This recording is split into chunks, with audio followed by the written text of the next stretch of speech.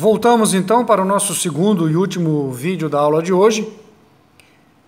Vamos entender agora a situação que é específica para vocês, novos soldados da Polícia Militar em 2020. Futuros novos policiais militares que ingressaram na corporação após a Lei 16.954, que origina-se do PL 1645, lá de 2017. Bom, o que acontece com esses militares? Terão que cumprir 35 anos de serviço. E tanto homens como mulheres, não há mais distinção de gênero no tempo de serviço. E dentro desses 35, como já vimos, tem que ter um mínimo de 30 anos de serviço de natureza militar, podendo ser qualquer serviço em entidade militar federal ou dos estados. Tá? Então, o tempo de serviço nas Forças Armadas ajuda para somar esses 30 anos de tempo exclusivo de serviço militar. E o tempo restante de iniciativa privada ou de outro serviço público, desde que comprovada a contribuição e com certidão, esse tempo pode ser averbado, mas o máximo de tempo que pode ser averbado é 5 anos. Nós já vimos isso, estou só repetindo aqui. Então essas são as regras para vocês. Vocês terão garantia de reserva remunerada com integralidade, ou seja, a última remuneração da ativa. Tá? Então, quando vocês forem para a reserva, o primeiro salário de inativo será igual ao último salário de ativo. Tá? Não tem redução de remuneração. O nome disso é integralidade. Vocês terão direito à paridade. O que é paridade? Todas as vezes em que o militar da ativa recebe um aumento de salário, o da reserva acompanha. Quem é inativo acompanha os mesmos aumentos e reajustes pagos ao da ativa. O nome disso é paridade. Então é outro direito. Primeiro direito importante é integralidade. É ir para a reserva sem redução de remuneração. O segundo direito é paridade. Estar na reserva e receber os mesmos aumentos e reajustes que a ativa recebe. Se trabalhar menos que 35 anos, deixa eu ver aqui. Se trabalhar menos que 35 anos e for para a reserva ex officio, receberá remuneração proporcional ao tempo de serviço. Tá certo? A remuneração 100% será para quem cumprir o tempo total de serviço, 35 anos. Se por alguma razão estatutária, regulamentar, legal, você for para a reserva ex officio antes desse tempo, você não recebe 100% de salário.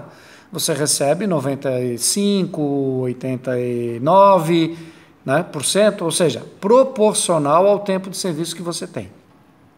Se reformado por acidente, doença decorrente da atividade, remuneração integral e paritária.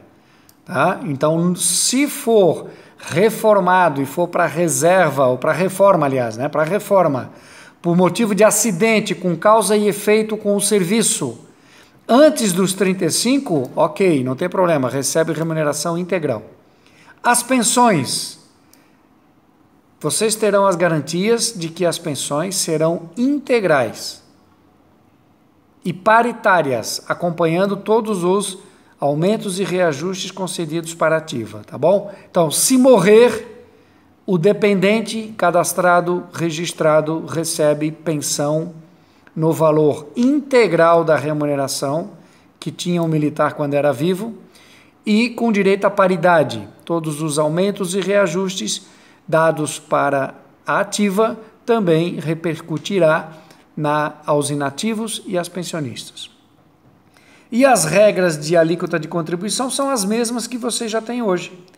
9,5% neste ano de 2020, 10,5% no ano que vem. E aí, consolida, estabelece, congela no 10,5%. Esperamos que não aumente mais. Tá bom?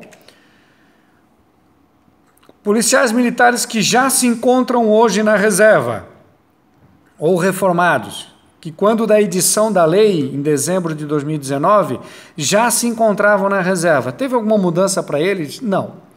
Todas as garantias da nova legislação, todas as garantias da legislação do Estado, porque eles têm o direito adquirido, já usufruído, eles têm paridade, direito de receber na inatividade todos os aumentos e reajustes concedidos para a ativa.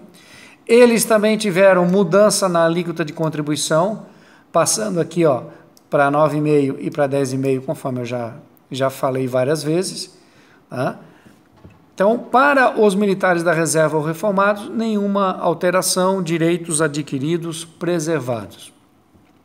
E para as pensionistas, que é o último grupo, que são quando da promulgação da lei, da sanção da lei, lá em dezembro de 2019, quem era pensionista teve alguma alteração, o valor da pensão passará a ser integral e igual à remuneração do posto da graduação que possuía o militar instituidor no dia do seu falecimento. Tá bom? Então isso aqui é uma mudança positiva. As pensionistas poderão requerer administrativamente, se não for concedido judicialmente, a integralidade da pensão, porque nas regras do Estado, nas regras anteriores, a pensão era reduzida. A pensão era mais ou menos em torno de 70% da última remuneração do falecido, que é uma injustiça, e isso foi corrigido. A pensão, a partir de então, será sempre irredutível. Os beneficiários para a pensão são os mesmos dos militares das Forças Armadas, ou seja, os dependentes, cônjuges, filhos, dependentes declarados. E as pensionistas também ficam sujeitas às mesmas métricas de contribuição social, de recolhimento. 9,5% em 2020 e 10,5% em 2021, consolidando dali para frente. Então, as mesmas regras se aplicam às pensionistas. Quais são as mais importantes garantias da nova lei? Princípio de simetria com as Forças Armadas. Nós pleiteamos e tivemos êxito em conseguir o alinhamento e a convergência, simetria, ou seja, tratamento igualitário, equânime, isonômico com as Forças Armadas. As mesmas regras de pensão e de inatividade que o governo federal estabeleceu para as Forças Armadas foram replicadas para os militares dos estados. Os estados não podem criar ou modificar as regras relativas à inatividade e pensão, que sejam conflitantes com as normas gerais. Por quê? Porque a emenda constitucional estabeleceu que as normas gerais são ditadas pela União e o Estado não pode alterar essas normas gerais. Isso está na Constituição. Garantia de que a alíquota de contribuição só pode ser revista em 2025.